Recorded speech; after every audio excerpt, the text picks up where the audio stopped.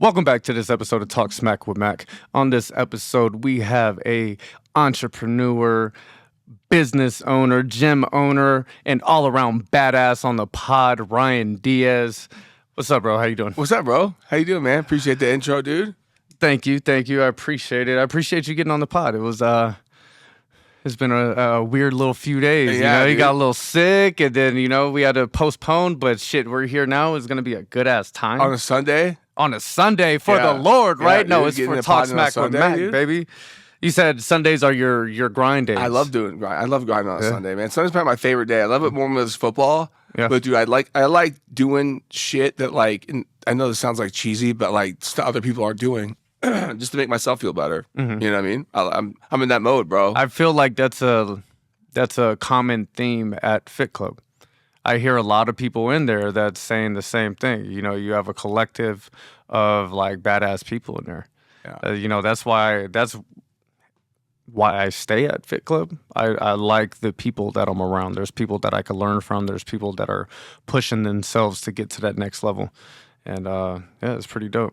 So tell me, you said you're from LA, but you're pretty much raised in Vegas. Yeah, What Vegas, age dude, did all you come day, here? bro. I was raised in Vegas just like you. Uh-huh. Not as rough. No, we don't got to talk about that, but yeah. up in the lakes, I would say like the west side.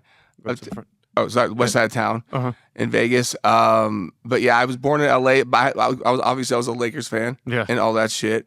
But I identify with Vegas, man. I love Vegas. It's like I've even went away for college to San Diego and lived a block away from the beach, dude, and I still came back to Vegas. Oh, you're tripping, man. So, I yeah, love San Diego. I just want you that's how much That's how I'm down much, for yeah. Vegas. You know what I mean? I Why? love it. Why? It's home. So what's that? Why? Like, what about Vegas? I don't that know, you man. love? It's just maybe I just grew up out here. First of all, I like the opportunity Mm-hmm. it has, especially for the cost of living. And we talk about, anybody wanting to move out here, it's getting more, but like for the cost of living for what you could potentially make, Yeah. it's becoming a pretty big city. And I feel like since a lot of people are moving too, maybe leaving California. We got a lot of the people coming in. Yeah. I think the sports teams do a lot of the best analytics, right? We got the Raiders here, and then we got the Athletics coming. Now they're talking about building an NBA team. Like, obviously, there's some people who really know what's going on that Yeah. are like, hey, let's start building shit in Vegas. And then Hollywood is going to be here eventually as well. Like, don't even take my word for it. Just take What's happening. What's happening. You know what I mean? That's the best way to tell. Like, Everybody is choosing yeah, the city. yeah. You can stay in the same spot, but like I feel like I always thought Vegas was a place where I could make it happen for myself. You know what I mean? And I built a little network here, and Anyways, I'm born in LA, so I rep the Lakers, but Vegas. Everything. Yeah. Vegas always. That's one thing, being born here and raised here and then going away for a little bit and coming back, that's one thing that I can always praise is the opportunity. There's a lot of different stuff that is out here. A lot there, you have the entertainment industry and everything that comes with that, but it's also what goes into that. You have accounting, you have the big four accounting firms out here. And then we just talked about entertainment, all the entertainment on the strip, but also the film industry possibly coming here. So there's just so much different variety of things that you can do. And, in terms of weightlifting, bodybuilding, Vegas seems like it's been the capital of that for a long time. It's become one of the meccas for sure. That's why I feel more confident, expanding because like Vegas is definitely one of the most highly competitive places. Why? Why is that? Like, why did they choose Vegas? I think a lot of places are open 24/7. Jay Cutler explains it well in his doc because Jay Cutler was like the guy. That's why all the gyms I kind of homage to him is because for growing up out here being a bodybuilder, like Jay Cutler was the man, and he lived out here. Right, he moved out here, and he was Vegas bodybuilding for a while, and I feel like he started that wave, and then now more and more people, like I said, people leaving Cali, making Vegas just kind of skyrocket up, and it's become like just a little fitness hub. The Olympia's here, I think that has perhaps a little bit to do with it as well. Yeah, you know what I mean. The Olympia, the biggest thing in the sport being here, I think that helps a lot. But yeah, so it's becoming, I think right now. I would say it. I think Jay Cutler would agree. I think a lot of other people would agree that probably the fitness mecca right now. There's spots in Texas too that are pretty dope, but I think Vegas right now is one of the hotbeds for sure. Yeah, at least top three. Yeah, sure, it's top pretty three. badass. So You said that's what made you more confident with the expansion. For sure. And let's talk about that a little bit. You took an old theater and you renovated that into a gym. First of all, that's badass as Thanks, fuck. bro. Yeah. Congratulations on Yeah. that. But let's hear about that. Yeah, bro. You know I love movies. Just like Yeah, we yeah, both yeah. love movies, dude. I'm like a movie buff, bro. Like movie popcorn is my favorite thing to do in the world, bro, is to smoke a little bit. Sorry, a little bit of weed. Can we say that? Hell Okay, yeah. sorry about that. Sorry, I don't know. Smoke a little bit of weed, maybe a lot, and go see a movie at the movie theater. You got to. and just go ham on the snacks. Sometimes I like to keep a budget, but if I've been doing okay, I like to just go ham. Yeah. Diet soda. We'll get the little snacks here, snacks there. I always go large popcorn, but there's nothing that makes me happier. Just turn my brain off and just dive into a good movie, especially a good horror movie, man. If you get a good horror, that's the tough balance, though, right? Because it could just be scary and not have good dialogue or like a story. It just be corny. It needs to have depth. Yeah, and I feel like if you're high, you peg that shit way faster. But yeah, so building it in a movie theater was like a dream, bro. Like, because it was just, I just loved it. And that's why if you check out the spot, by the way, I made it like kind of retro because it was like an old school Regal. I'm not sure if those are universal, but at least out here, the Regal is like the big theater. Yeah.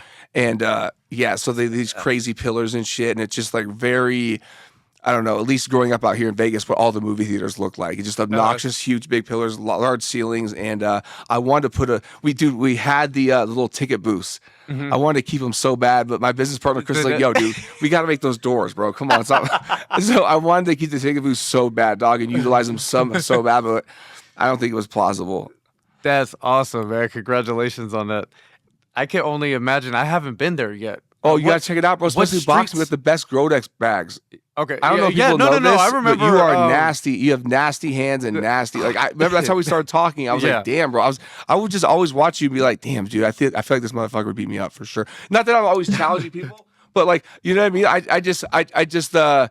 I think you're really skilled, and very rarely do you see someone as skilled as you. I'm not trying to just like I'm just being honest with you. I don't give props out too much, but you got good hands, you got kicks and everything. You don't see that often. But yeah. That's 17 years of consistently trying just a little bit, you know? I feel like if you just keep on chipping at that rock, you'll put some shit together. I used to have, believe it or not, stone feet, man. I picked up hands quick, like my reflexes were good and I was able to throw my hands good, but I was like, my feet were in submit and I was just not moving. Yeah. But I had good reflexes, so I could move at the hips and whatnot. So for the last 3 years, I've just been practicing on my feet and my footwork and just circling that motherfucker, just constantly moving. Yeah. You're consistent with it too. I miss doing that, dude. You always get me to think about it, bro. Every time I see you do it, it makes me think about it. And first of all, I just like the aesthetics of someone who knows how to fight in the background. I feel like it's a good energy for the gym. You know what I mean? And especially when someone utilizing the bags who's skilled, it's kind of like almost like a little show happening too, which eventually I really want to make a boxing ring. That's the next big spot we get. We're doing a boxing ring or MMA cage. Tiffany blue or pink.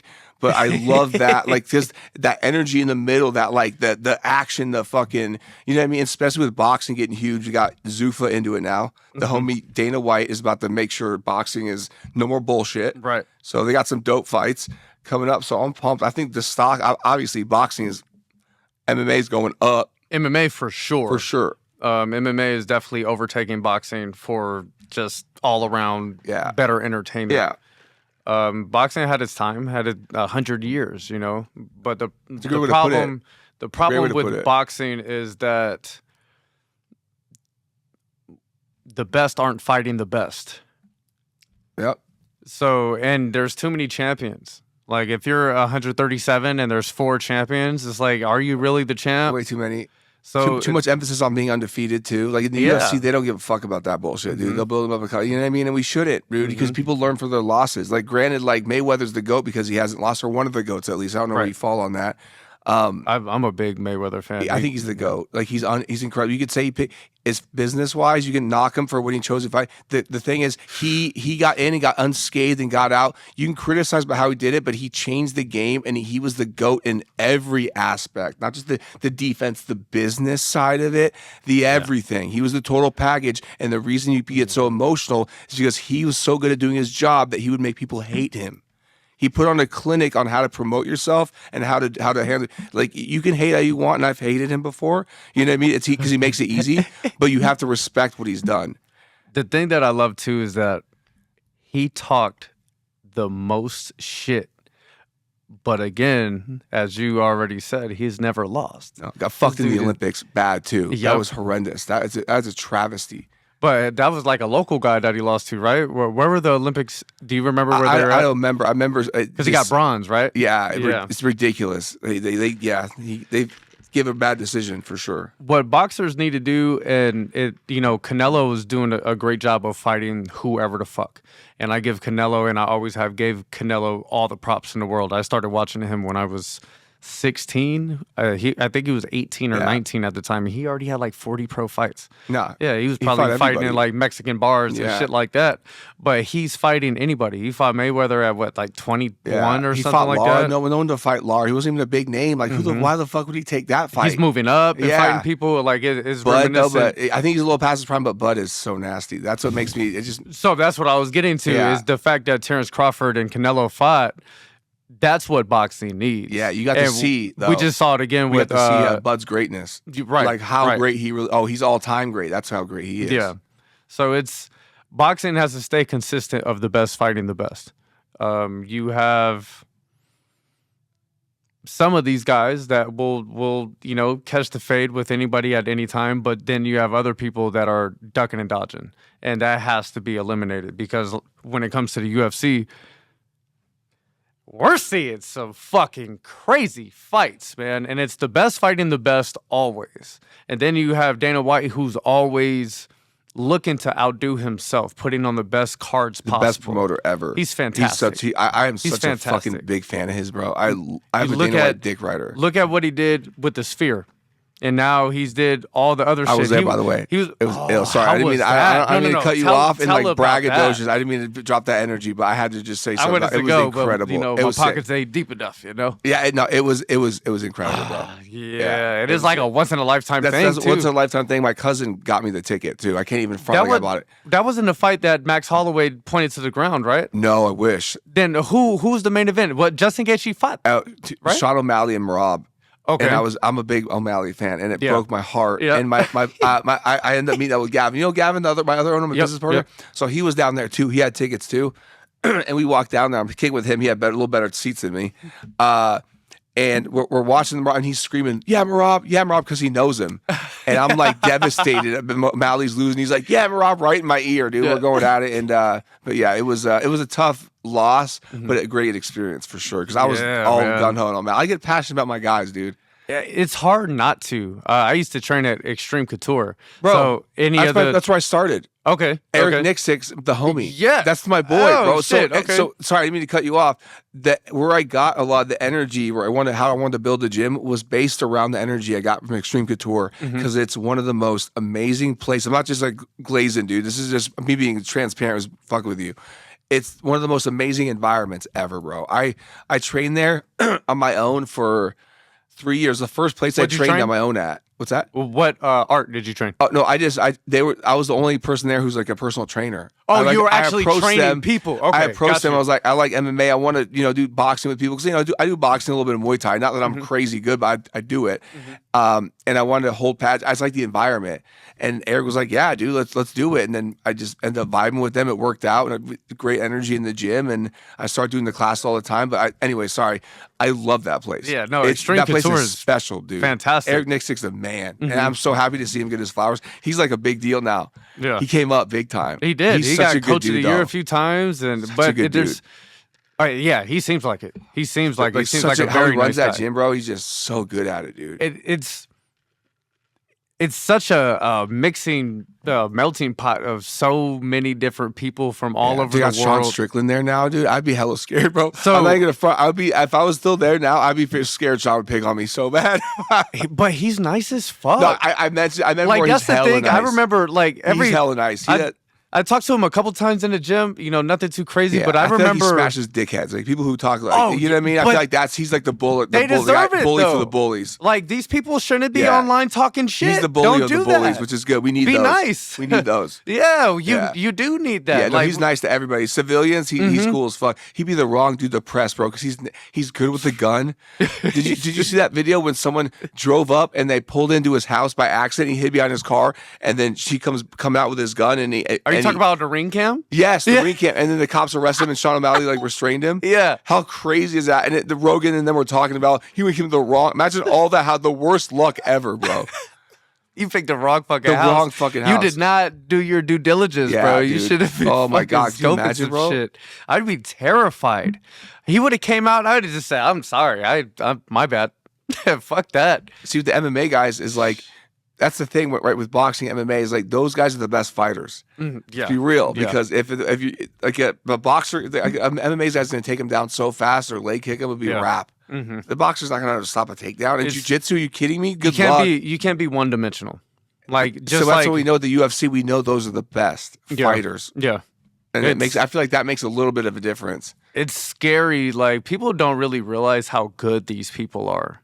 bro. Like you see me hitting the back, I look pretty decent, but like the control that they have with their legs and their hips bro. and where they could go wherever they I would want get whenever worked, they. and every time I did jiu-jitsu, I would God. get worked. Oh, I'd get fucked up But too, it's but good, I was though. getting pretty good. I Yeah. was rolling with everybody, black Yeah. belts, purple belts, with whoever. And the good guys are so cool to you, man. That they don't bully you. No, sometimes went to- sometimes people get bullied. Yeah, I've been to another gyms and got and had getting kidney shots and shit. But I've been not that bullied, extreme. but I talk shit while they're kicking my ass. Yeah.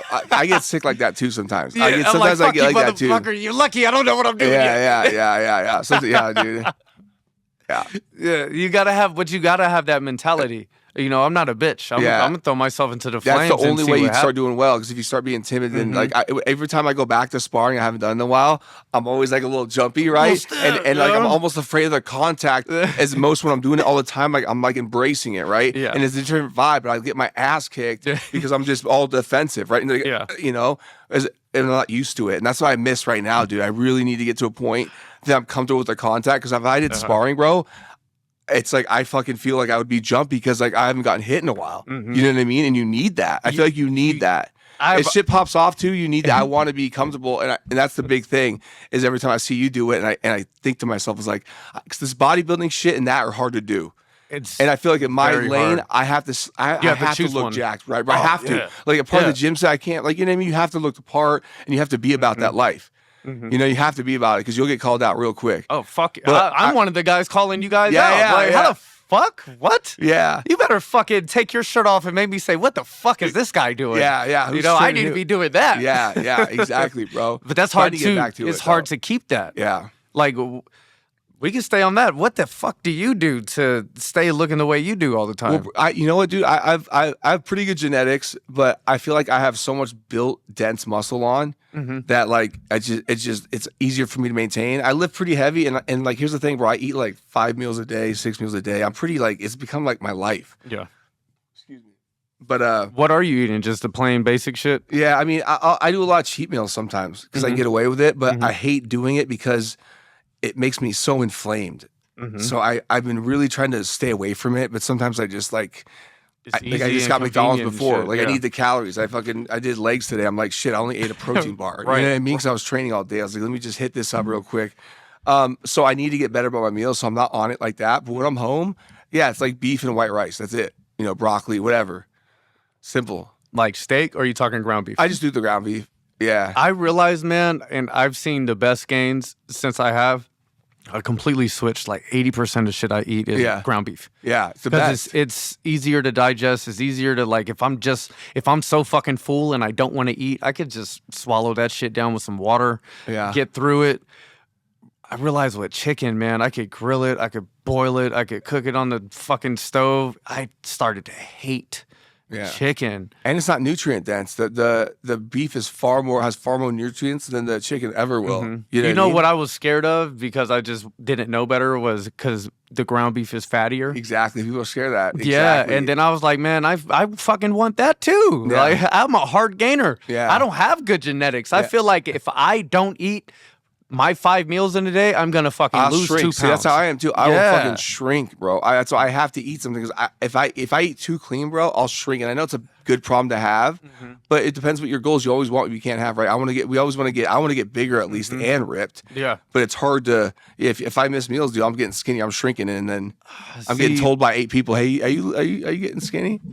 It's like that, bro. That shit crushes my fucking soul. Bro, I'm like, you fucking bitch. Your boys, I just had fucking 6,000 calories bro, your boys getting yesterday. triggered daily. I got to be on at all times, dog. Yeah. You know what I'm saying? So yeah, that's stressful. yeah. So do you just like? I like it though. Yeah. Yeah. But you've been doing it for because I'm with it, dude. Because I'll continue to be. I never really get out of shape. Yeah. You know, I'm about to take shit to another level. I think soon.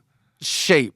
Now, when you say get out of shape, are you talking about cardio based or just looks? Yeah, exactly. Aesthetics? Okay, looks. Okay. Okay. That's like it. Yeah, looks. All right. Because as far as cardio based, like I stay out of shape. Yeah. Yeah, let's be real. Because you can't have both. Yeah, exactly. Like you just said. I can go walking for days. Don't get me wrong, and I don't want to be a typical bodybuilder, bro. Like that's the thing. I stopped doing that because I didn't want to get to a point. Not that it's easy at all. Getting big like that's tough, but like I don't like being able to go on a hike and gassing. I don't like that look of not. I like being immobile. You know, what I mean? I want to be fluid. If I go out and box, I don't want to be stiff. Yeah. You know, I want to be able to play basketball. You know, if I want shit like that.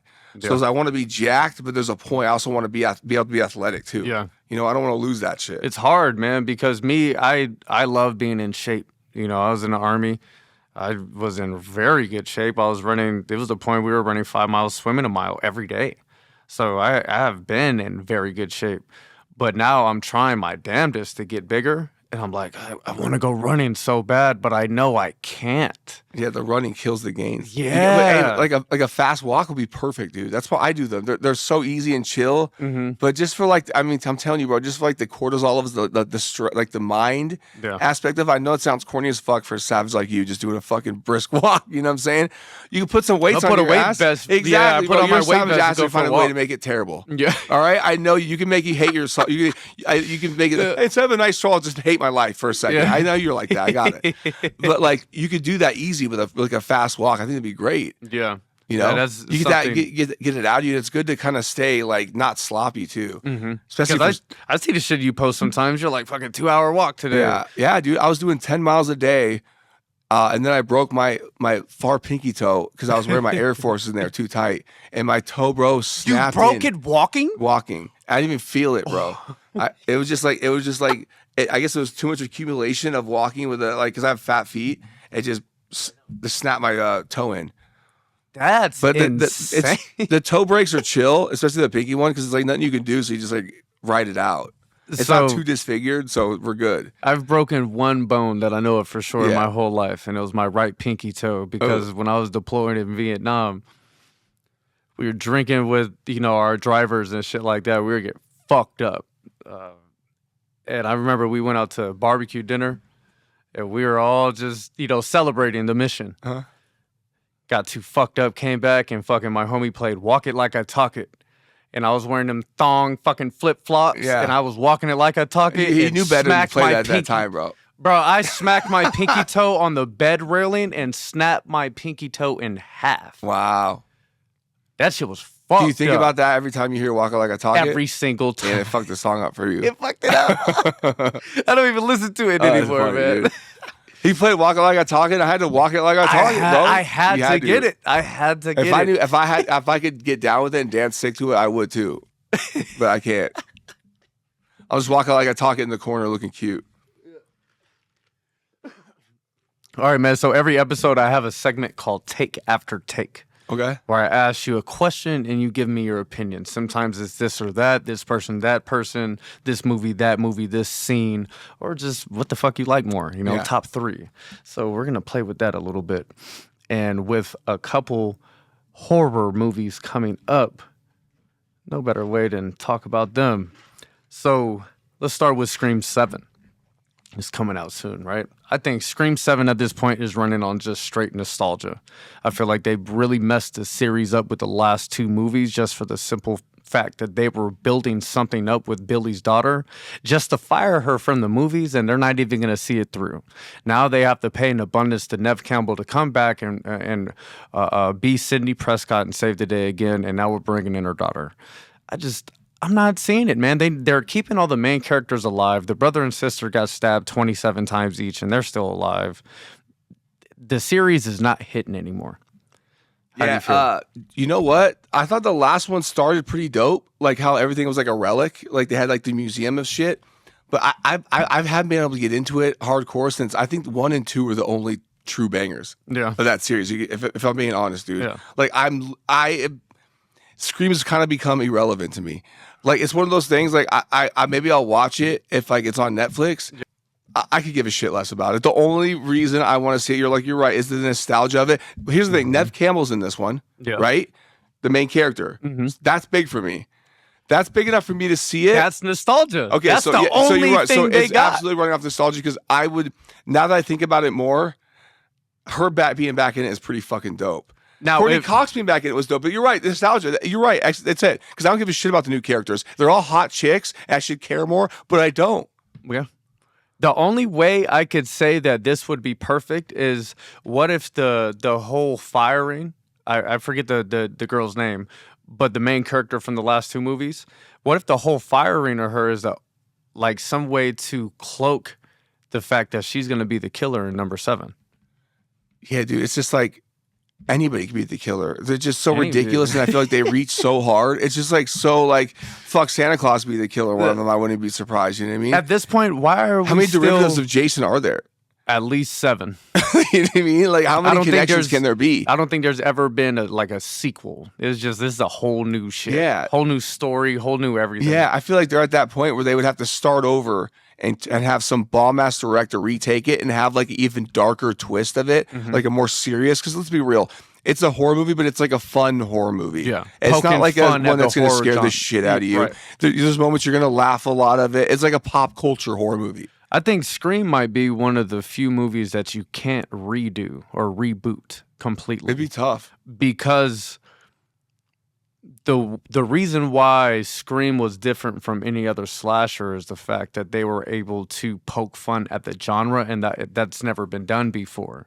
So since it's been done before, you can't reboot it and have the same effect. Yeah, that's probably the greatest scene ever is when he's walking through the rules of a horror movie. Yeah, right. And that was probably one of the most brilliant things in history. And that's why Scream will always get the credit, because I feel like the horror movie bus will give it that respect. But as far as the new ones coming out, I don't know anybody who really gives a shit about horror movies who's enthused to see that.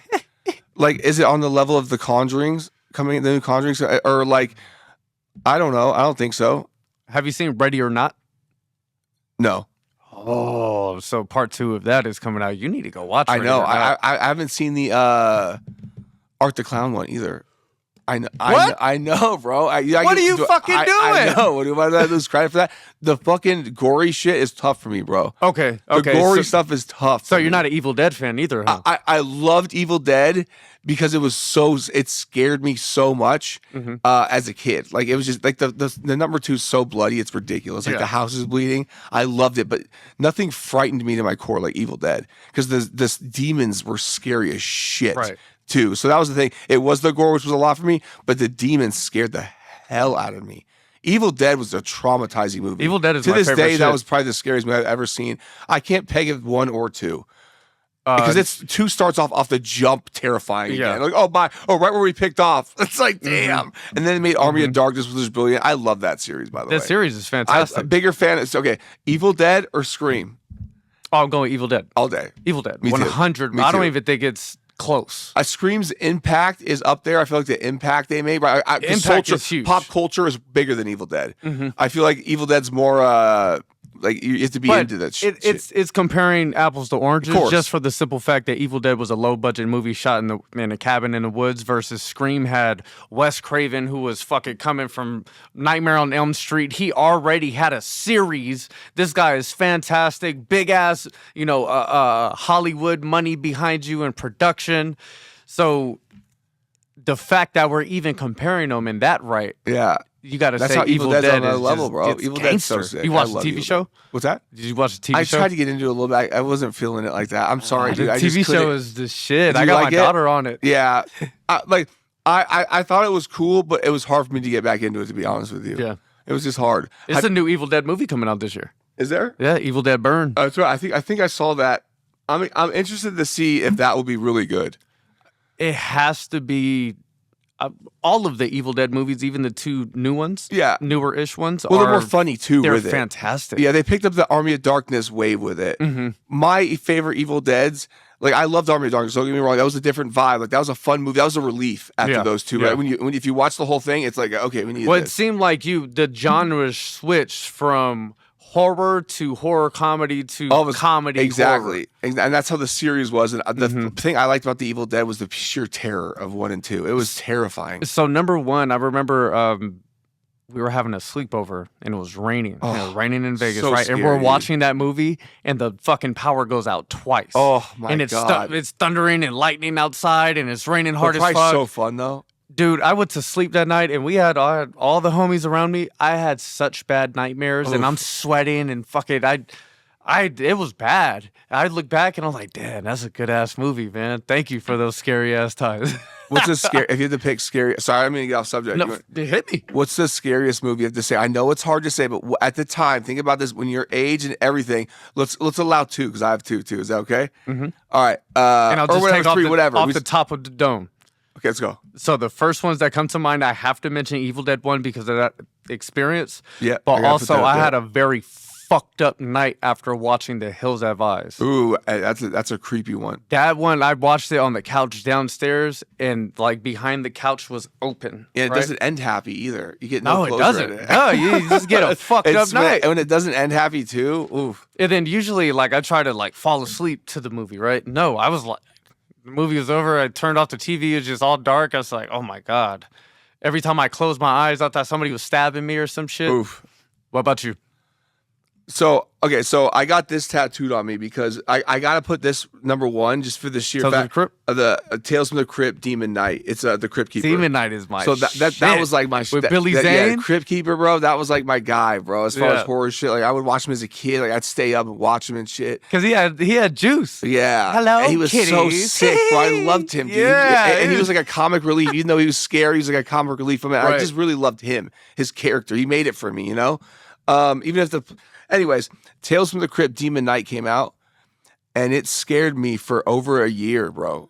Like to my core, dog. Where like I was scared to go in pool. Like it was nothing had an effect on me. It was the weirdest thing ever. My brain wasn't ready for that. I wasn't ready for that as a kid.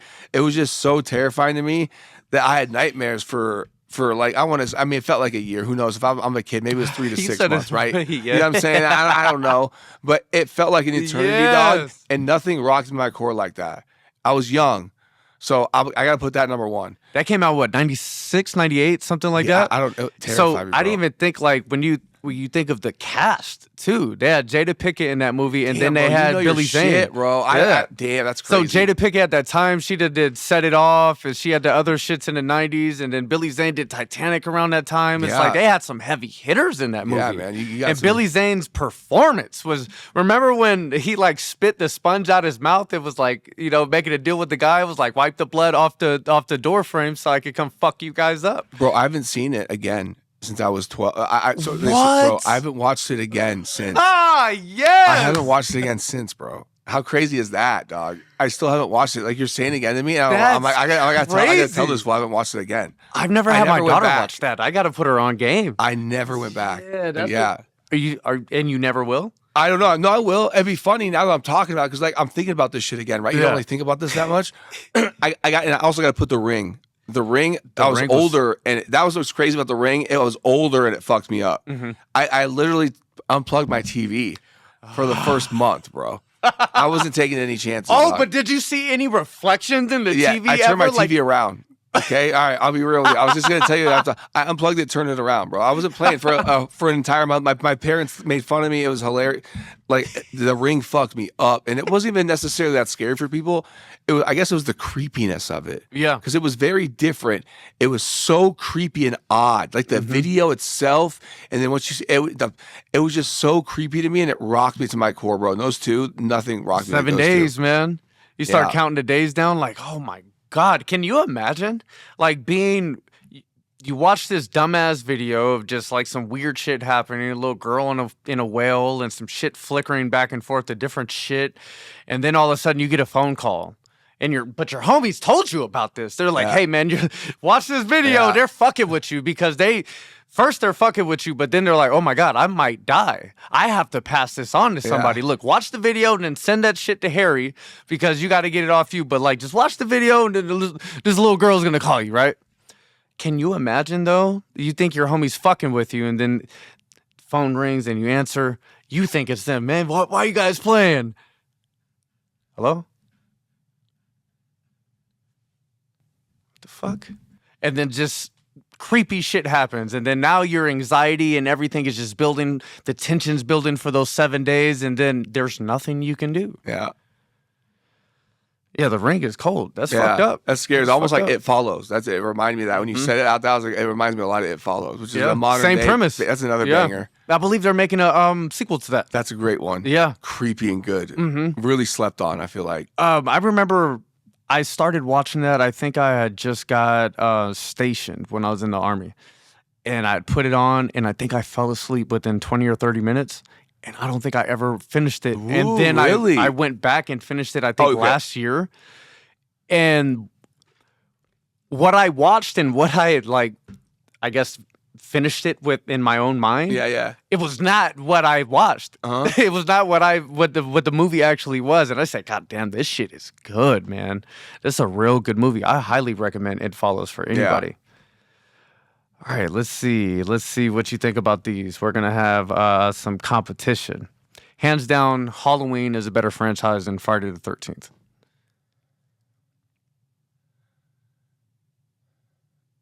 I'm gonna go Friday the 13th. Oh, are you crazy? You were just talking about how many different types of Jasons there were and how there was just no like continuity. I just like listen, bro, I'm gonna be honest with you. I like the ski mask. I like the ski mask. I like the whole vibe. I like the backstory a little better. I don't know. Halloween, I liked Halloween a lot, but I gotta be honest with you, over everybody, I was a Freddy guy. Yeah. Like I was all in on Freddy. I liked Hellraiser. Like I fucked with Hellraiser tough. So I would watch the Halloweens, but I was never a Halloween buff, but I appreciate what it was. So like, I mean, Impact probably Halloween's number one, right? Let's be real. If we're going to talk about all, I think it has to be up there because I mean, Exorcist is, if you can go number one, scary, if you get all the cred, that's number one. You can't fuck around. That's the GOAT. And everyone's got to pay homage to that, right? Because even 50 years later, that movie's still scary. Yeah, and it was, think of how old it was too. They fucking were, and it's terrifying. You know, something happened around like the late 70s where just great movies were being made because you had The Exorcist, you had Halloween. Yeah. And then you had the Texas Chainsaw Massacre That's crazy. too. I didn't think all about within that. like a 2 year, maybe 1 year difference. Yeah. And for those movies to still, you can still watch them today and say, damn, this is a good Texas movie. Chainsaw's good. That's a fantastic I like all the movie, remakes man. of that. That's the one that people don't hit on those, but I like all of them. The remake with Jessica Biel that one hit home for me because she looked so sexy in that damn movie, dude. She was running Did you see the around. last one? The ending was kind of shit for me. He pops out of nowhere and chops her hand off, her arm off, and then takes her, and then she leaves. Oh yeah, in the car. when they in the GPS. Bro, and I'm like, no, they got away. I got so sad about that, bro. It was so gnarly. Popped out of nowhere, chainsawed her in half, took her, and then she has to go. Remember, she's in the car that just takes her off. That was cool. Where they dropped the ball in that movie, and they had some good moments. They had like good moments in the bus, but they didn't hold the moments. Remember in the bus when he was just slashing everybody? They had good moments, but they had bad moments too. Why did the main girl Sally go back? And then I hate when they do and stuff then like do that. It's like, if you're gonna go back, at least do some dope shit. She went there and just. It was too emotional. I guess that makes a point. It was a woman, right? So she's so emotional. For 50 years, you've been tormenting my mind. I have to go get closure. Yeah. Your closure is you got the fuck out of there and you're still alive. That's it. Yeah, like what are you gonna do? Like you run. That's the thing. It's like you gotta run. Right. And it gets me so angry, bro. I'm like one of those people who's really annoying to watch movies with, dude. I gotta be real. You're speaking like, your mind, get right? the fuck out of there. Like, I try not to. I'm like, I get so frustrated. when they fall and shit. I'm like, oh my God. But here's the thing, because I'm so invested. Right. You know what Yeah. I mean? I'm in there with them. I'm like, come on, get us out of here. Like, you know what I mean? Like, it's almost like that. But I'm annoying as fuck to watch movies with like that, bro. I'm the same way. I'm going to speak my mind. But I think falling is realistic at times because think of these people that are running. I don't think most of them are athletes. No, How no, many no. of them have really got up and ran before, Falling is right? realistic as fuck. Because and you're so nervous, right? You're so nervous. You don't know how you're going to act. Look at Daniel Jones. Yeah. When he was running, when he was with the Giants, and he was wide open. He tripped over his own goddamn feet. Yeah. That's real, and that's a super athlete right there. So imagine, Sally, In who's the been, woods. just cleaning houses for the last 8 years, and now she's running a fucking full sprint through the woods. There's twigs everywhere and rocks and shit. She's gonna fall. Yeah. I'm gonna fall. Yeah. I'm gonna get up fast as fuck, though. Yeah. But I think we're gonna fall, man. Yeah. I feel like I ain't falling, dude. I feel like when shit, I may stumble a little bit at the beginning of the jump street, but after that I'm good. 'Cause you dude. Scooby-Doo it, I got you're the just- jets on, bro. Yeah. I'm like scaling over stuff, bro. Like hell no. I feel like if Jason was chasing me, I could hop over a wall without my hands. Yeah. I'm straight hurdling that bitch. Yeah. I got my suit. I think I could tap in at that point. But at first though, I may like woo woo. It's how frustrating is it when a dream when you're like can't move And you can't. That's the worst. So You're like, my damn worst, it. I get in like nightmares where I'm fighting and I can't swing That sucks. or I can't punch back. And Yeah. I'm like, I know what to do. Yeah. I can't And you're just getting throw. fucked up. Everyone's like, "Oh shit, pussy." You're like, "I don't know what to do. My hands are not moving, dude." Let me wake up, motherfucker. Who talks more shit? Better shit? Freddy Krueger or Ghostface?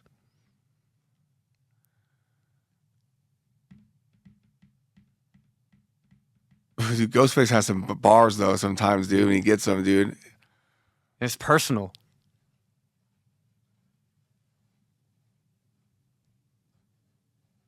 I'm gonna say. Can I say even? I'm gonna no. go Freddy. I gotta Freddy? go Freddy out of respect. All right, Freddy or Chucky? Ooh, Chucky. I think Chucky talks may be some the shit good best shit talker, one of the best shit Yeah. talkers ever. I think it's because he has little man syndrome. Yeah. He has to talk a lot of shit. That's a good one. Child's Play, bro, was iconic, bro. That cover though. Ooh, that cover, dude. That may be one of the most memorable covers for me. With the him Child's frowning Play and one. shit. Yeah. That one. I never thought about that. That is a really good cover. Ooh. Hereditary is scarier than any classic slasher. I haven't seen Hereditary. Bro. No? No. Oh, you got to check that one I know, out, I know, man. bro. I know. I hear it's good. I know some of the crazy ones, dude. I'm not. I feel like I should dive more in and be more of a connoisseur of this shit, but I'm really particular about my horror movies, dude. So I had to develop a 15-minute rule because I used to just watch a whole bunch of different shit. That's great. And you know how it is with horror, man. It's like 80% of it sucks really Sucks. bad. Yeah. And you have to find the good in it. Yeah. And sometimes there's nowhere to be found. So I had to develop a 15-minute rule because time's precious. Yeah. Let's see. A bad ending ruins a horror movie forever. Yes or no? Close. It fucks up the vibe, bro. Like that, even just that Texas Chainsaw Massacre ending to me pissed me off. Like the fact that she had to go back and that her friend gets chainsaw. I don't know, but I'm biased because I like a happy ending sometimes. I like a relief to all this. I hate the despair of like we did all this, like or maybe they're coming back. I don't know. I'm the opposite. I'm a realist. Yeah. If a gigantic fucking monster is chasing you with a chainsaw and you're Everyone's in close dead. quarters, you're gonna die. Yeah. As we saw on that bus scene. Sometimes, if the hero or heroine is so badass and has so much just charisma, I want them to survive. What's a bad ending? I'm trying to think of a horrible ending in one of the classics. Oh, that's a good question. Let's see. I was trying to think of like what was it? What movie is there just a fucking shit ending that it was good throughout the whole way?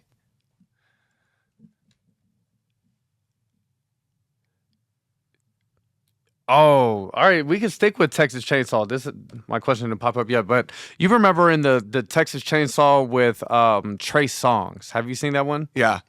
So remember at the end, I understand why, but she looks at Leatherface and she, gives him his chainsaw. She's like, "Here you go, cuz." And now they're just fucking buddy best friends and shit. I didn't like that. I thought that was I don't pretty remember dumb. that part. But she That's was not as memorable for me, that Trey Songz one. Yeah, the Trey Songz one was kind of shit. The entire movie, The Happening, was just bad. That was about with Mark Wahlberg and the trees were killing people. Bro, I got a weird take on this, dog. So the kills in that shit were fucking good though. So, bro, I thought, and I'm very weird on this. It's funny you said that The Happening was one of the movies that had the best ending that made the whole movie okay for me. Yeah, I swear to God, bro. You hate that. A lot of people hated it, and I think I'm in the minority here. But it's so funny you brought that up because I would say that was the one movie where the ending made me change everything. I was like, the fucking plant said, I was like, dope. I was like, that's fucking sick. I was like, the plant said, fuck you, humans. I was like, that's the most realistic horror shit I've ever heard in my life and the most nuanced take of ever. And it makes you just want to not. Because here's the thing, plants are hella intelligent and that shit is wild as fuck. And I know the movie was tripping, people hate it and you hated it. But I didn't hate the movie. Oh, yeah. It wasn't good though. Yeah. I thought the deaths were it wasn't fantastic. That good. Yeah. Like when the dude got out the car, was like cutting his throat with the. Yeah. I was like, oh. Yeah, you're right. It wasn't a good movie, but I loved the ending. And that saved it for me because I thought that plot twist was really cool. Okay. I kind of like M. Night Shyamalan, though. I got maybe a controversial topic for you or horrible ending, I'm Legend. You have Will Smith, you have a grenade. He had space in the safe. He could have stayed alive. And this dude was like, nope, I'm about to go into these people and blow them up and kill myself because I'm done with life now. I've been fighting every single day to figure this shit out, and I just did it, and I'm going to kill myself. Is that what happens at the end of that? That was a good movie. Hey, the ending is so bad that they're making a fucking sequel and they're retconning the ending. That's how bad the ending was. That was a dope movie. Fantastic that was a sleeper good movie. And there were some very intense parts of that movie. Extremely, and then you get so sad when they take his dog. Mm-hmm. Fuck, that movie made me sad. You were very invested because extremely invested. It was like because it was just him. Yeah, there was no dialogue. Two characters, the all dog the support and you're him. building with him. You're in the life with him. Right. Yeah, that was that was a really good movie. Sleeper movie. Great I forgot the performances. ending. Horrible ending. Because I remember him at the end trying to figure it out because he fixed the guy, right? He fixed the girl. Yeah, the girl. That's right. And then they came back. He wanted his woman, and then he was like, "I could fix this. I could save you." And he's saving her. And then they're breaking the shit down. And then he put the girl and the kid in the safe and blew himself up. But didn't he give them them so they could live on and carry it on? Just. What if they fuck it up? Like all of this that you. But wasn't that the intention though? As he was giving it to them to save the rest, or no? I believe so. He was giving them. But you're right. How the fucking kid's gonna figure that shit out? But my thing is like, how are they gonna get one to inject? If this place of solitude that they believe is to be true, then it's all hope. Yeah. But my thing is that this man has been living here for X amount of years by himself every single day, staying committed to finding this cure just for him to give it to some random woman and a kid and say, get it to where it needs to go. That's right. No, you're going to be like, I got to see this shit through. Now, if I want to off myself to be with my kids and my wife, after the fact, that's one thing. But I'm not going to entrust the mankind into some people that I don't know them. Yeah. I just met you, you saved me, and then here you go, I'm saving you. Yeah. You seen the movie High Tension? No. Oh, okay. So High Tension was like a foreign film. That had a bad ending. Yeah. Because it was about this woman this killer's trying to kill her. This dude just pulls up in a fucking random truck. He's giving himself head with a deceased woman's head that he cut off. And then he throws the head out the window when he's done and shit. This guy comes and, no pun intended, this guy comes and sets the stage for being like just this brutal person. And everywhere this woman is staying with her friend and her family. And then this guy comes and just kills everybody. And he's chasing her the whole time. And I'm going to ruin the ending because, shit, I have to. But come to find out, there was no killer. She was the killer. And she was psychotic. So this whole time you're rooting for this woman to get away, stay alive. Oh my god, and she's actually the one fucking killing everybody. Really? They make that so unbelievable sometimes. Though. Yeah, like you know what I mean. Like they reach too much to make that happen. Like Very it's too much much of a so. reach for that. It's just like so not plausible. Oh, let's see. Those are some horrible ones. All right, now I want to jump over and finish up talking some Raider football. Uh-oh. So I know you're a big Raider guy. Oh, yeah. We're in the Las Vegas city, city of the Raiders, baby. And our team actually stinks really bad. This team has been run like shit for years and years, and I don't see it changing. Harold did terrible. There was a bunch of stuff about Chip Kelly not knowing the plays. His son was atrocious. The offensive line, they had mismanagement. They thought they had all this talent, getting Geno back on this big contract.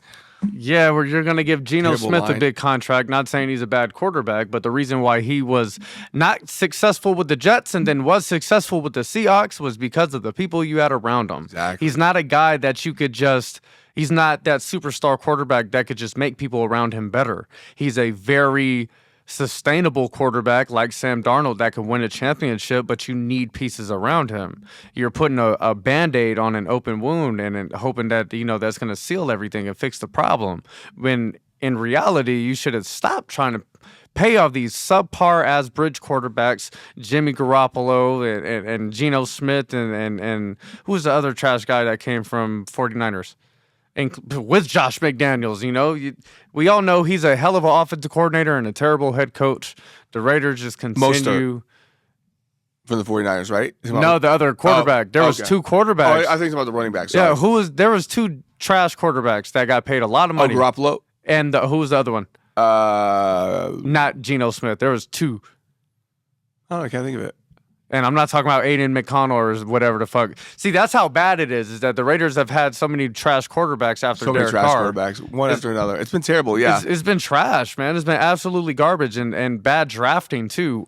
Albeit they have hit with Brock Bowers and Ashton Super hit. Genty. And, you know, yeah, Brock Bowers is a monster. Yeah, he's fantastic. I'm excited to see what they got. I'll be the one to say that I was against that. I said, you don't go get a fucking tight end when you don't have anything else. Yeah, just like nasty. I'll double down. You don't go get a running back if you don't have everything else. Oh, yeah, in hindsight, it seemed like the good play. Oh, very much. So. I was wrong. Yeah. I was wrong. If you know you're gonna get Brock Bowers, you don't draft his ass fucking 10 out of 10. Yeah. But the problem is that you guys are spending money when you shouldn't. Why pay Geno Smith all that money and you have nobody to throw him the ball or block for him or any of that shit? Yeah, it's terrible. Go build through the line, and if you have to suck for a few years, do that shit. But with that being said, they got the number one pick in the draft. Our future is looking bright. But if somebody's going to fuck it up, it would be the Raiders. They're in the same realm as like the Jets and the Browns. Yeah. You go there and your career is over. I'm all in. I want to be. I'm standing 10 toes on it. I'm saying Kubiak is him. All right, Genty is going to be beast. I think Fernando Mendoza is a gamer, and I think that we're going to do sick, dude, with Kubiak in the offense. We got Genty, Brock Bowers, beast. Trey Tucker is going to ball out this year. Who's that guy we got from Tennessee that's fast, dude? And we got back. Who's that guy? Anyways. I like our squad this year. I hope we keep Max Crosby though, bro. I really am a big fan of Max. I know that the smart thing is to trade him and get the draft picks and build for the future, but I love Max, bro. He's like all we got as far as like he's the Raiders right now. If you were to trade Max, what do you think you guys would need to get? I personally, I wouldn't take anything. I want Max more than anything. Yeah. But I kind of feel like it's just a waste right now because you guys aren't going to compete for maybe 3 years. I feel like 2 or 3 years at least. You know, give some time for if you guys go out and get Mendoza. I hope, that's what happens. But it's going to take 2 or 3 years. By that time, Max Crosby is, 31, 32 years old. You've been paying him $35 million. Like, that shit could get allocated in other places. and you could get the draft capital back, and then maybe go get 2 additional offensive linemen or offensive linemen, and a receiver or something like that. Yeah. Because the last thing I would want is the Raiders spend the number 1 pick on this quarterback, and then he's not protected and he has nobody really elite to throw the ball. We got to to. get a line, but I think Kubiak's going to do that. I think everyone knows that. I think they're going to make the right moves. But I think it will be good faster than you think. Here's the thing: I'm biased. I'm a hopeful Raiders fan, but I'm pumped about Kubiak and I'm pumped about Mendoza. I'm pumped about getting young blood in there. Yeah. And I'm excited, bro. And we get Genty's going to be a monster too. Yeah, that's another thing too. They got rid of Chip Kelly, right? He's been gone. The whole staff got yeah. okay. So Pete Carroll's gone, Chip Kelly's gone, and everybody in between. Bring in Kubiak, and he's forming his own coaching staff. Yeah, and we got some good wide receivers. We got last year. People are going to develop. I think if we get a good low line, we can surprise some people. You need a number 1 receiver. You got some solid, slot number 2 guys. We can make a trade for that guy for the Jaguars. Which one? I'm having a mental fart, like a motherfucker. Brian Thomas? Yes. They got. They don't want him? They got Myers. They got Jacoby Myers already. They got fucking homeboy from. I'm just having a mental farts today. Travis Hunter? Yes. So they got those 2, and he wasn't happy during this year. So you get him. I bet you can get him. He's still on his rookie deal, right? Do you want him though? Like, I want him. I love him. But think of the character though. Yeah. This is the one time you guys do great and you have a great season, make it to the playoffs, and he's not happy. Do you want? I don't think so. We got to start with character. Yeah, for sure. Because for a long time, Raiders was just like, what's your 40 time? And I don't give a fuck about anything else. We want that guy. They said that about Pickens too, and he had to be balled out this year. Yeah. It wasn't the offense that was the problem. The offense was good. The defense of the Cowboys sucked. Yeah. But they knew that was going to happen. Cowboys are destined to fail. Yeah. Destined to fail for sure. All right. So do you think the number 1 pick is automatically going to Mendoza? Has to be. There's no way in any place in hell the Raiders unless we trade trade down and get like Joe Burrow or Lamar. Oh, so you have to get some that crazy would be yeah. shit. It would have to be Burrow, and we start trying to win now, or Lamar. Yeah, and that's not going to happen. That's not going to happen. Yeah. I mean, I don't know. Maybe they'll do it, but I'll do it for that. It's Burrow or Lamar. I'll do that. Do you think drafting Mendoza is strictly about football, or do you think it's about saving the Raiders' image? I think it's about getting a franchise quarterback we finally need, and this guy is like not the type of dude to get distracted in Vegas. Let's be real. There's a lot of distractions here, and this dude is just like all about football. And I think it's good to have that energy in there, and he likes to win, and his teammates love him. Yeah, like his teammates love him. That's everything. All right, so the last time you guys had a number 1 pick, Jamarcus Russell. You took Jamarcus Russell. What's the difference between Mendoza and Jamarcus Russell was a freak athlete, throwing 70 yards from his knees? We're talking about pure athleticism. He's maybe one of the best arms ever, but he just didn't have the mental for the game. He just wasn't down. He had too many distractions. Some people don't have the mental strength to stay on track, especially quarterback. You have to know everything. Yeah. Yeah. You have to be the offensive coordinator and player at the same time. Look at Jaden Daniels. This motherfucker was doing 3D shit. Like he had into 3D, like he would put that helmet on. The Oculus shit? Yeah, and he would practice. He was doing shit that no one was doing. He made them put a whole thing, Oculus facility at the camp where he was like, I'm not doing it at Washington. He's like, you need to put that in there. He's like, you know what I mean? He's like, the people like that, like these guys willing to do the extra shit are going to prevail. I feel like he's one of those people. Same Cam Ward. I thought Cam Ward was going to have the best year this year because he's got that like Jordan-esque feature about him. Yeah. Like dog just wants to work. He didn't have a good year, but I think he's going to be sick. But I like his character. I like him. I feel like you have to. You made a very strong point with this being Las Vegas. It's like, man, there's some shit that's going to come with this city. For sure. This isn't the Colts. If you walk outside, you can get into some shit real quick. So you have to be locked in and focused. Do you think after drafting Mendoza that this just completely resets the expectations for the Raiders? For sure. I think we hired Kubiak to save our franchise for good, dude. Like we're gonna he's supposed to lead us to the promised land. I think they talked about the vibe I was getting from Mark Davis was that this was a long-term thing. We're gonna build and have a whole culture change, like similar to fucking what Ben Johnson's gonna do for the Bears. Yeah. What's his name's done for the Lions? That Lions organization is like one of the best places to play now. Everyone loves playing for what's his name? Schwartz. No, not Schwartz. Who's the Lions guy? Oh no, the big bald dude. white guy. Yeah, tall. He's not bald, is he? He wears a hat all the time. Is he bald? Dan Campbell. Yes, he's all rah-rah and super fun. I mean, same thing with Mike Vrabel and the Patriots. Yeah. It's like when you have those rah-rah guys, those former players that can relate to the players but also get their point across. You know, you're a leader amongst the most alpha men in the fucking world, so there has to be some type of confidence that you come with, especially these younger guys. You know, back in the day, people are like, man, fuck this. I'm just getting paid. I'm gonna go out there. I'm gonna fuck some shit up.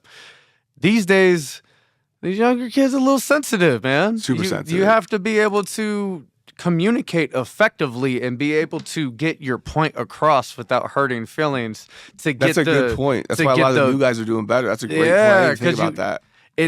Look at Caleb Williams. I'm pretty sure this motherfucker was painting his fingernails and getting a crew together and just like, come on, guys, we gotta do some shit. I'm not a fan of his. I respect his talent, though. My God, dude, he won the best pass. His talent is just out of this world. Hey, not my favorite quarterback. Talent, though, off the charts. I was skeptic. Off the charts.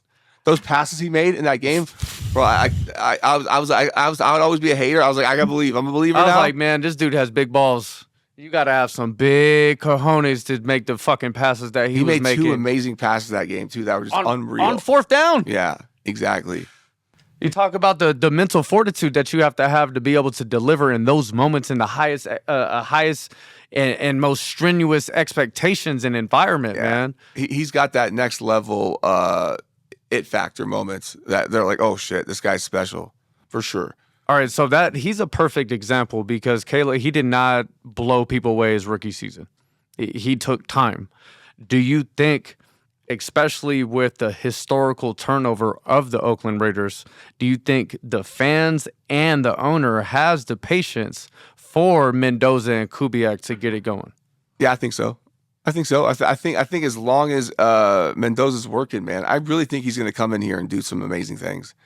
And like I said, I could be just really biased, but I'm a believer on him. I saw what he did in that national championship game, and he didn't put up crazy numbers, but when his number was called, bro, put his life on the line.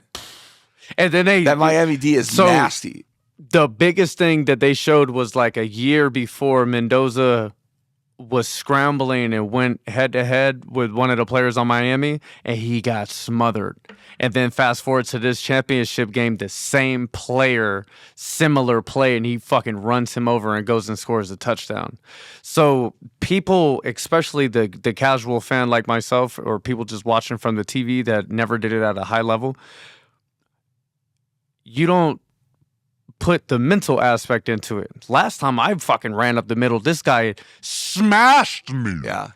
I was fucking like making sure my teeth were still together after he hit me. Now I'm going up in the highest, scariest moment in life, the national championship game with 70,000 fans screaming.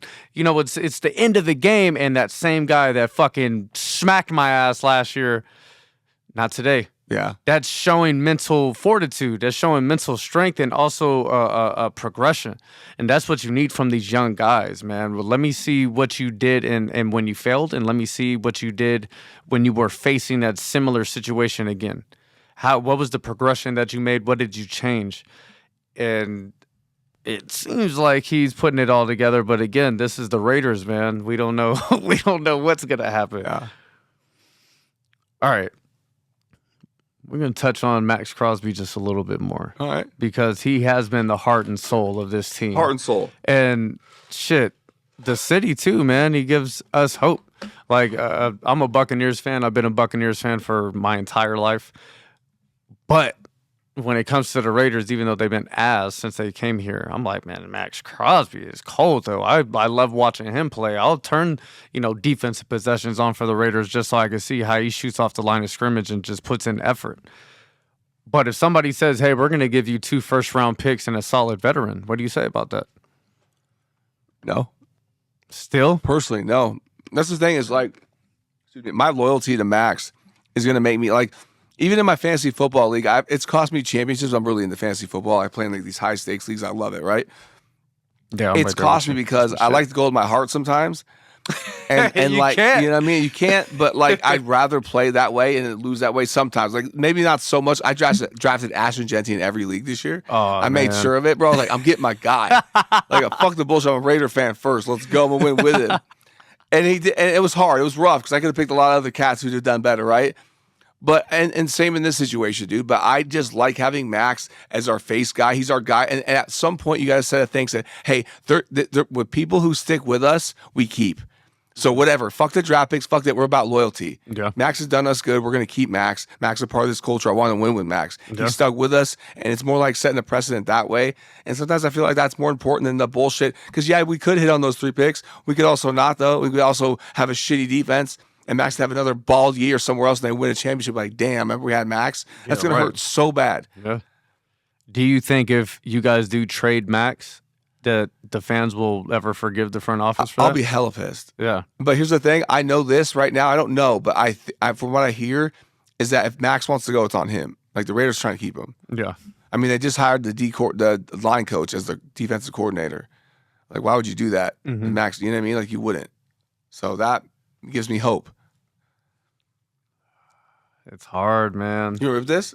Yeah. Is it time? Yeah, let's do it. Shit. You told me to have you do it.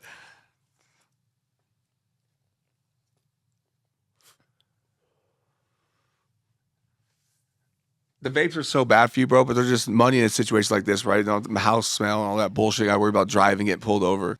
But it's like, dude, it's something about being a little, you know?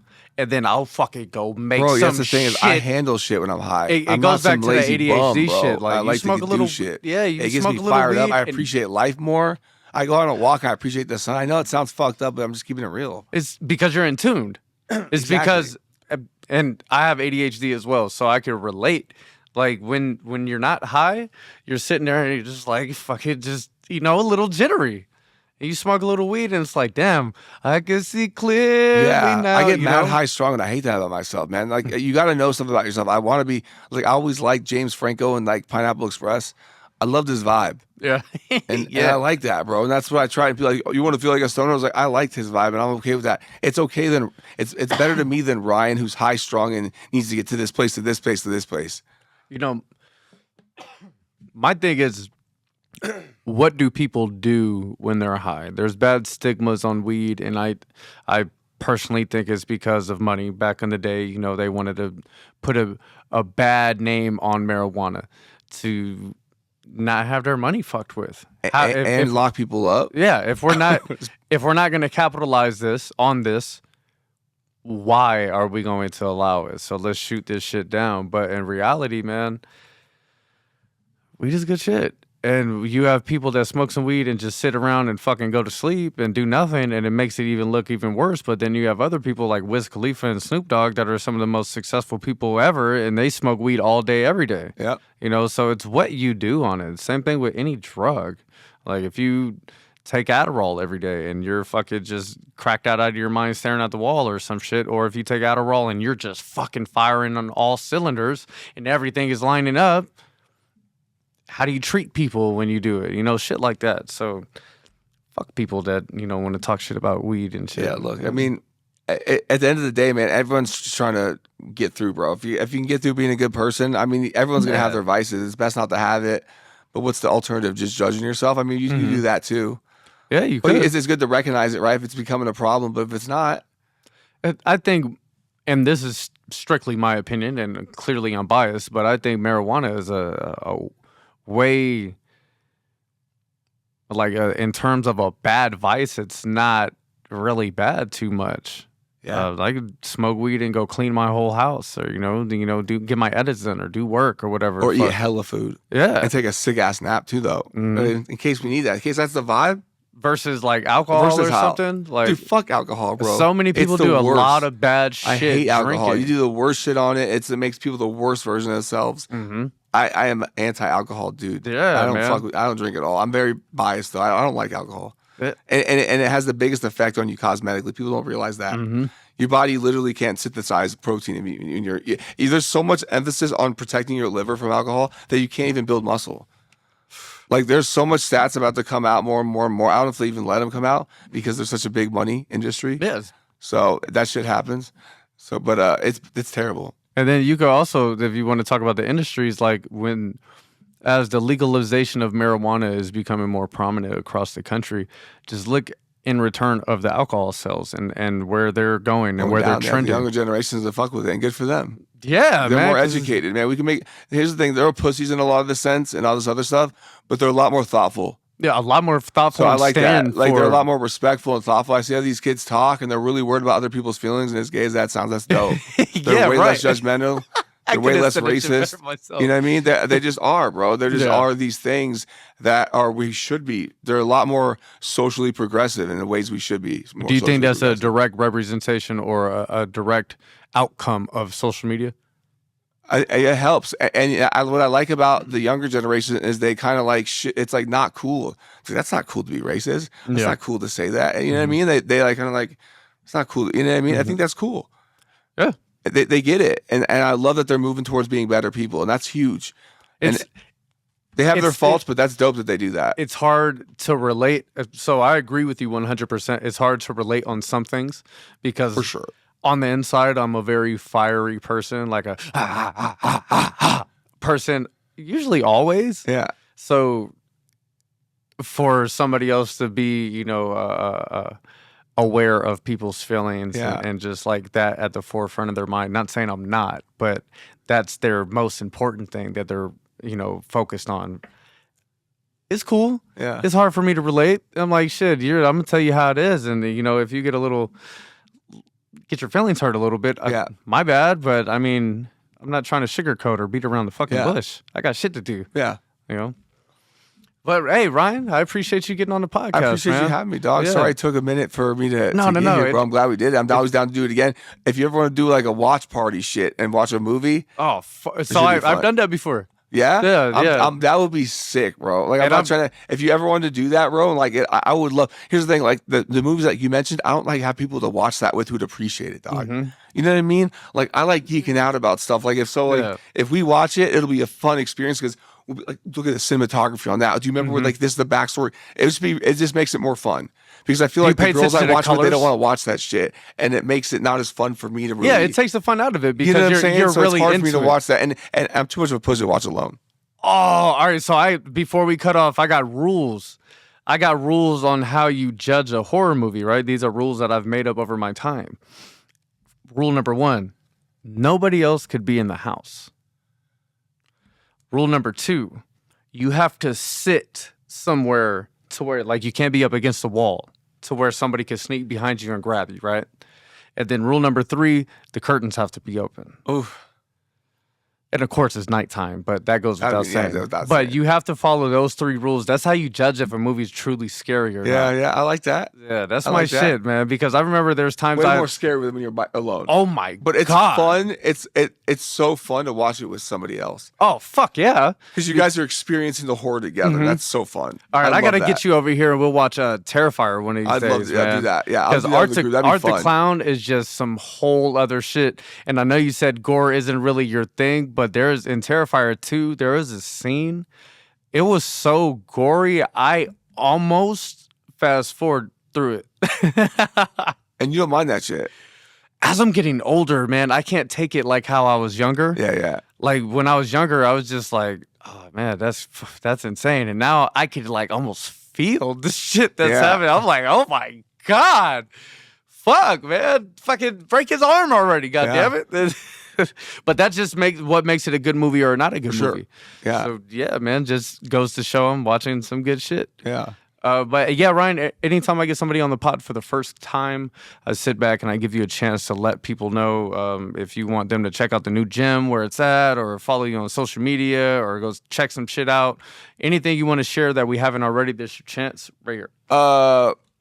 Yeah, if you want to follow me, Carb Cutie is my name on Instagram. That's where I usually post to. And if you see me post obnoxious shit online, I'm almost half trolling. So I feel like I gotta say, I don't like being mean to people, and I feel like my online persona at times is a bit bully-ish.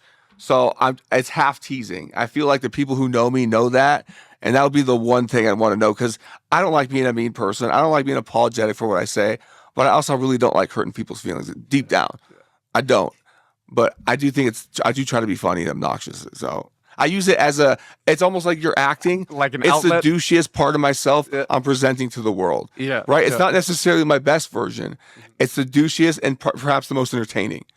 100%. I said that to you at the gym. I had to tell you. I said, dude, but you see me around. I'm not like that, right? Yeah, I'm just right. chill. I like to, you know what I mean? That's like, it's the douchiest part of me. It's hilarious. It's hilarious. I appreciate it. It's almost like a caricature.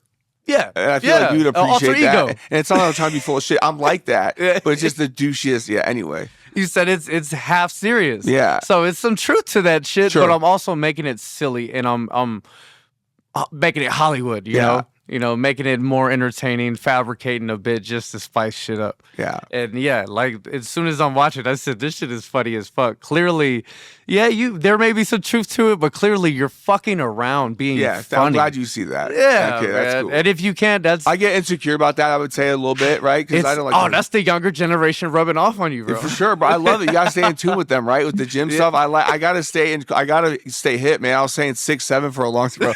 I was just walking up to kids going 6'7", and they'd be like, yo, like what? They'd be so embarrassed. Was it fucking cringe for them? That was my favorite thing to do, is walk up to young kids and go, 6'7". I swear I'm about to do that to my daughter at school, man. That's funny as fuck. It's fucking funny. I did it at my friend's daughter's party. She's her sweet 16. And I jumped in the middle of the pit, and I go 6'7", and they all started pumping me up. I thought they were gonna be embarrassed, and they're like, "Yeah!" And they like fired me up. I was like, "Dude, yo, this new generation is nice as hell, dude. They're fucking nice, dude." They were pumping me up, dude. It was I was like, "You guys are so kind and thoughtful." I was like, "This is not my generation, dude." You got punched to the stomach or like, some Dude. shit. This fucking I don't know, maybe loser. some jacked and tattooed that was a little bit cool. I don't know. That's funny as fuck, man. But Ryan, I appreciate it. Appreciate you, bro. We got to get you back on the pod after like a really good horror movie comes out. We'll get you back on and talk some shit. I'd love to do that. Or maybe if the Lakers make a good run. I know you're a LeBron hater, but if they make a good playoff run, we'll get you back in here. Yeah, or if they trade LeBron. Yeah, I think he's gonna be gone next year, man. Yeah, I know. They're just bringing in all the whites. I haven't seen this many whites on the Lakers since like fucking 1952 or some shit. Dude, we gotta count them. There's not that. We're a minority. Look, hey, Luka, yeah. Austin Reeves, Laravia, Maxi Kleber, and I think I'm missing one more. That's already almost a starting lineup. Do you remember man. back in the day when we had a bunch of the European whites, like not Luka? Sasha Vujacic. We had a bunch of the Vladimir Ramonovich. I was pissed. They were always so slow. Yeah, they would make them, but dude, they were slower. But yeah. Oh yeah, Sasha was like a better shooter, poor man's Manu Ginobili. Yeah. Who's your favorite? Real quick, Lakers, like not like star, but like maybe key like player. I have a few. Okay. I have a few, man. I have a few, and it's all around that 08, 09 team. Okay. But I was a big Shannon Brown fan. Okay. Let's talk about athleticism. Oh, bro. He was jumping out the building, blocking shit, catching lobs, hustling. Jordan Farmar was a hustler. Ooh, Farmar at UCLA, too. I thought he was going to be so much more. I was such a Farmar fan for UCLA. Yeah. I liked Luke Walton's game. He was an all-around guy. He can come in and give you like 8, 5, and 5 off the bench. Rebounds, passes. Typical shit. Yeah. Tries hard. His best. You gotta love the white guys that try hard, dude. You need at least one white guy who tries hard, bro. That's all you need. Yeah, because the refs are favoring them. They're just like, we understand, bro. We'll give you a whistle or two. All right, bro. Give this poor motherfucker a call, bro. Oh, you know what? No, my bad. Favorite role player all time for the Lakers for me, Alex Caruso. Interesting. Because you want to talk about a guy that tries hard, but he actually was that motherfucker, all NBA guy. He's shooting like 45% from 3 now, which is ridiculous. He was a very terrific guy. He even had his 3 strands of hair combed over in the fucking playoffs and championship. And he was getting championship fourth quarter closing minutes on that Laker team. Yeah. And when you want to talk about, like a closing lineup of Rondo or Danny Green was interchangeable. Alex Caruso, Dwight Howard, Bron, and AD. It's like, you want to talk about a defensive juggernaut. That's the blueprint to winning, man. Everybody has to play defense. And if you have Luka Doncic, then everybody else has to play defense. That's how you win with him. Yeah. But I yeah, like Rick Alex Fox. Caruso. Who? How random, Rick Fox. Oh, Rick Fox That was was my solid. guy, dude. Rick Fox. Rick Fox was solid, man. And then he started acting and just pulled, baddies. So Dude, he's just such a handsome dude. No Yeah. Diddy, bro. Rick Yeah, Fox is my Rick guy. Fox, But he looked he's- like my dad. That random. But Rick Fox reminded me of my dad so much. And I just every time I saw him, it was like this weird It was- thing. So I fucked with him tough, right? Like I Yeah. was like, this is my guy. So- But anyway. Of course, I fucked with him because he played for the Lakers. He was with us during them championship years. But I had the biggest crush on Eliza Dushku, and then he ended up marrying her. For Rick Fox. Yeah, Yeah. And I was just like, "Oh, you lucky motherfucker, Yeah. Rick Fox! You sly devil, you!" Bro, born with everything, dog. Yeah. My man was born with it all, dog. Yeah, he just swoop his shit Yeah, back. Yeah, bro. even when he was in the movies and shit, he was just smooth with He's a it. big motherfucker too, right? Yeah. Like you don't think of Rick Fox as a tough dude, but you see Until Rick Fox you out in the see- streets like what 6'8", bro? Like stop, dude. Beast. Oh yeah, we're definitely not fucking with him. Bro. I'll tell you, Yeah. 6'8", right? I might have to get my gun. Yeah, he was a big motherfucker. Yeah. He was a big fucking guy, man. You talk about a hard fight. Shit. But weight on him too. He was like 6'8", He's 250, thick, 260. bro. He would tee motherfuckers up, bro. That's what I liked about him. He worked out. Yeah. Yeah, he was stout for sure. But hey, I appreciate you. Appreciate We'll you, get bro. you back here soon, bro. But that sums it up for this episode of Talk Smack with Mac. Ryan Diaz, I appreciate you again, brother. Appreciate you, bro.